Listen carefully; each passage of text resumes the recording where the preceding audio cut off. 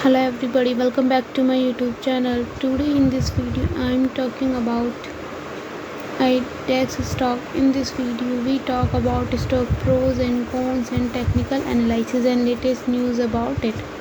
Stock is trading at 0.092 US dollar with 1.65% positive in early.